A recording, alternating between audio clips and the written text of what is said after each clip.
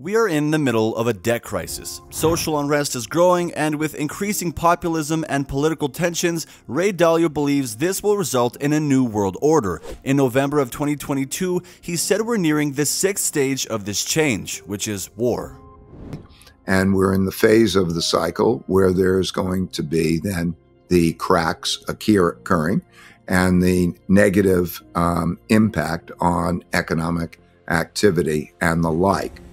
And it's going to be more difficult than normal because there's so much debt outstanding, and we're, what we just talked about. So that is likely to happen over, let's say, the next year and a half, which means that it will take us in through the elections. With no clear way to deal with the debt crisis without raising taxes, people in countries from all around the world will look towards leaders who sympathize and offer the prospect of a better financial future. And this is where the most radical personalities enter the stage. Populist parties have already taken over in some countries like Italy and Hungary, so it seems like the pieces are coming together regardless. Ray Dalio gives the world about a year to a year and a half before the debt crisis itself gets out of control. But with all these other factors in play, it's worth analyzing the elements of politics and economics to see if they could potentially result in the worst case scenario, war and a new world order. So let's take a look at where we stand and whether Ray Dalio's prediction is correct. But first, I have to admit that this is quite a complex topic, so I'll try to break down Dalio's arguments and give my perspective on where we are at the moment. So Dalio has identified a pattern in world history that he refers to as the long-term debt cycle,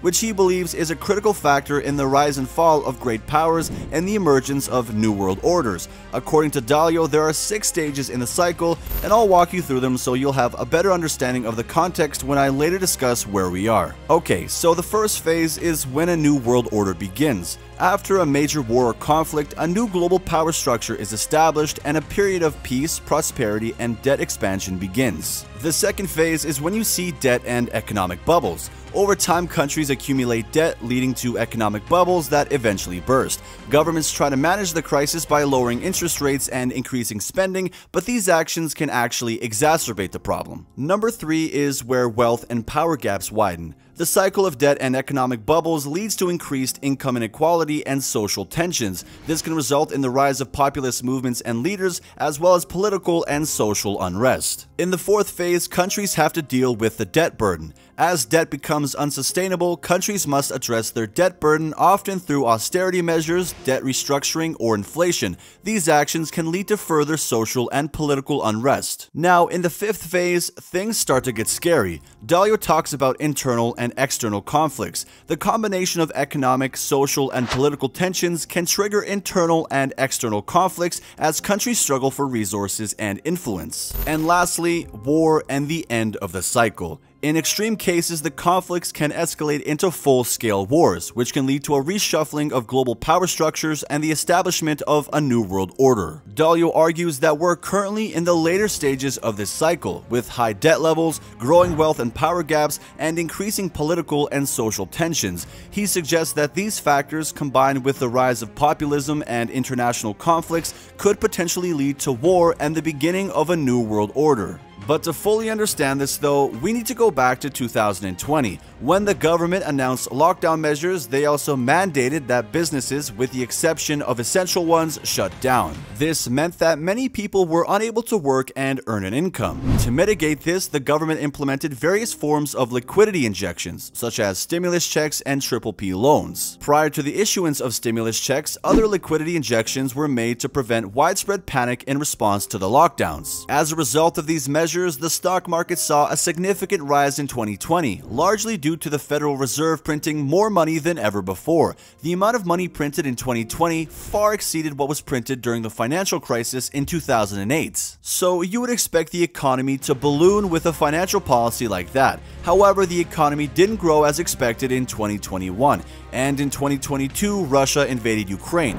This led the world economy into a perfect storm of high inflation, high debt, and economic sanctions. This made it even harder to recover funds without raising taxes or borrowing more, something that the US has been trying to balance. Meanwhile, the US is close to its debt ceiling, which is the legal limit on the amount of debt the US government can borrow to finance its operations. If the Americans do hit that ceiling, it could have significant global economic consequences, as it could undermine the US dollar, destabilize financial markets, and increase worldwide borrowing costs. The government can simplify the situation by taking certain actions. They can redeem existing debt, which means paying off the debt that is currently owed. This reduces the overall debt burden. Another option is to increase the borrowing capacity under the debt ceiling. By doing so, they can create more room for borrowing without exceeding the set limits. And lastly, they can temporarily stop incurring new debt, which allows the Treasury to effectively manage the existing debt and stay within the prescribed limits. However, this reveals a greater problem. As it stands, global debt has reached $300 trillion, which is 3 times more than the entire world's GDP. So as you can imagine, if the US is struggling to pay their debt, then poorer countries are swimming in it. We don't even have a general framework to handle global debt, and we see that the most vulnerable countries, or should I say the countries with the biggest debt burden, are vulnerable to the negative social and economic effects of debt distress. So in essence, the high debt burden has become a bit of a headache for the Western world, and according to Dalio and his framework, we're on the right track to a world with more conflicts and tension. So, since those currently in power have proven to be incapable of handling debt and are just making it worse for people by raising taxes, the only course of action that the people can take is to elect new representatives, which tends to be populists. Are people who will fight to win at all costs. They're not compromisers. You know, I will fight and I will win for you, and the rules be damned, you know, compromising be damned. And so you're going to have a political situation in terms of, you know, that kind of environment. It's a bad time for that, but it'll end up paying an impact on the nature of the elections, I think. And this is exactly what we've been seeing. Donald Trump was elected in 2016, and he announced his campaign for a second presidential term in 2024. We also see a rising trend of right-wing populism in European politics. Poland elected a hard-right government in 2015, then the following year we saw the United Kingdom leave the EU in 2016. This was also followed by the election of populist right governments in Austria and Italy, and Hungary re-electing Viktor Orban's Fidesz party in 2018. And capping it all off, Poland then re-elected their same government in 2019. As for this year, Spain and Finland are scheduled to hold elections that may lead to right-wing coalitions that include far-right parties. Additionally, the 2 leading parties in Belgium's current polling averages are far-right populists, and Poland's right-wing Law and Justice Party, which still holds the lead in parliamentary polling, could potentially form a government within the Nationalist Confederation. So the environment that we find ourselves in is ripe for these kinds of parties to rise to power, much like they were before World War II. So that brings me back to Dalio's point on whether we're approaching the 6th stage of war. Now, on this channel, we've made a few videos discussing the elephant in the room, which is China and the US going to war. But this time, Dalio describes it as being a not-so-distant reality. Are much closer to a big conflict, a war of sorts, either a sanctions and economic war or even possibly a military war with China. And because of the politics also, that will be pushing its limits too, because there are the one thing that most Americans are united on, and both Democrats and Republicans are united on, is anti-China. And as a result, you know, and they all want a strong man or woman, strong person on that. And so I think you're going to see pushing of the limits there, and that becomes a dangerous set of circumstances. So I think that if we take the next, you know, let's call it 1, 2, 3 years, I think that those are going to be riskier years.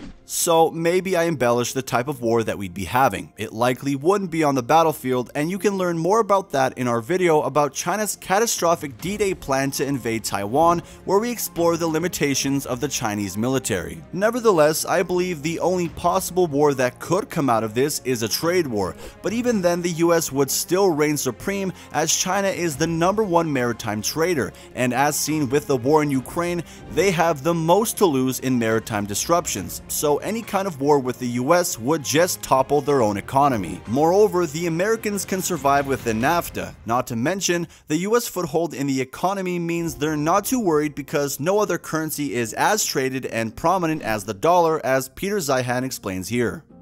It can't be the Chinese. The Chinese are the most manipulated currency in human history. They print 2 to 5 times as much currency every month as the US Fed did at the height of our monetization programs in 2007 to 2008, and then again during COVID. It's everything that everyone says is wrong with the US dollar is actually wrong with the yuan by a factor of 10 more.